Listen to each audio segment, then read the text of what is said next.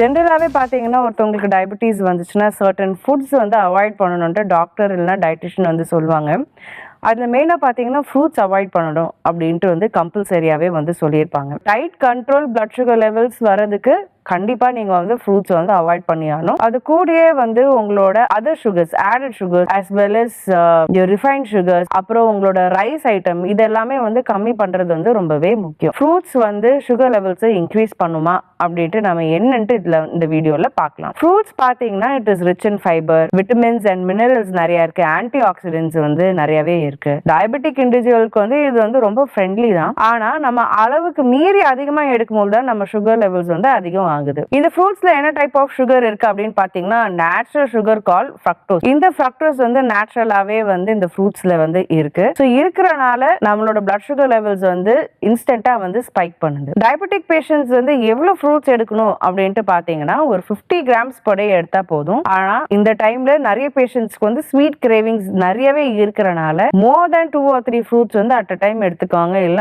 Fruit juices ஆக்கி அதை நிறைய சக்கரை ஆட் பண்ணி வந்து குடிப்பாங்க. சோ கண்ட்ரோல்டா இருக்கிறது வந்து ரொம்பவே முக்கியம். ஒரு நாளைக்கு வெறும் 50 கிராம்ஸ் ஆஃப் ஃப்ரூட்ஸ் எடுத்தாலே போதும். அதுல என்ன ஃப்ரூட்ஸ் எல்லாம் எடுக்கலாம் அப்படின்ட்டு பாத்தீங்கன்னா fruits which is high in fiber, மெயினா நம்மளோட ஆப்பிள், பேரிக்காய், கொய்யாப்பழம், பொமோகிரானட், சாத்துக்குடி, கிவி, ஸ்ட்ராபெரி, சோ இதெல்லாமே வந்து ரெகுலராகவே எடுத்துக்கலாம். எடுத்தாலும் வந்து 50 கிராம்ஸ் தான் வந்து எடுக்கணும். சோ உங்களோட சுகர் லெவல்ஸ் நார்மல் லெவல்ஸ்க்கு வந்த பிறகு நீங்க உங்களோட ஃப்ரூட்ஸை ரீஇன்ட்ரடியூஸ் பண்ணிக்கலாம். எவ்வளவு ரீஇன்ட்ரடியூஸ் பண்ணலாம்னா ஒரு நாளைக்கு 100 கிராம்ஸ் மட்டுமே போதும். ஸோ உங்களோட balance diet which is rich in fibre, protein and complex carbohydrates கூடயே ஒரு 100 கிராம்ஸ் ஆஃப் இந்த ஃப்ரூட்ஸ் எதெல்லாம் மென்ஷன் பண்ணேனோ அது நீங்க வந்து சேர்த்துக்கலாம். ஸோ இந்த ஃப்ரூட்ஸ் எல்லாம் எப்போ எடுக்கலாம் அப்படின்ட்டு பாத்தீங்கன்னா டயபெட்டிக் பேஷண்ட்ஸ்க்கு வந்து டைமிங் ரொம்பவே இம்பார்ட்டன்ட். எல்லா மீல்ஸுமே டைம்க்கு எடுக்கிற மாதிரி இந்த ஸ்நாக் ஐட்டமும் டைம்க்கு எடுக்கிற மாதிரி பார்த்துக்கோங்க. மெயின் எந்த டைம்ல வந்து ரொம்ப சூட்டபிளா எடுக்கலாம் அப்படின்ட்டு பாத்தீங்கன்னா காலையில 10 மணி போல நீங்க எடுத்துக்கலாம், இல்ல ஈவினிங் 5 மணி போல நீங்க எடுத்துக்கலாம். Night time before bed time வந்து ஃப்ரூட்ஸ் வந்து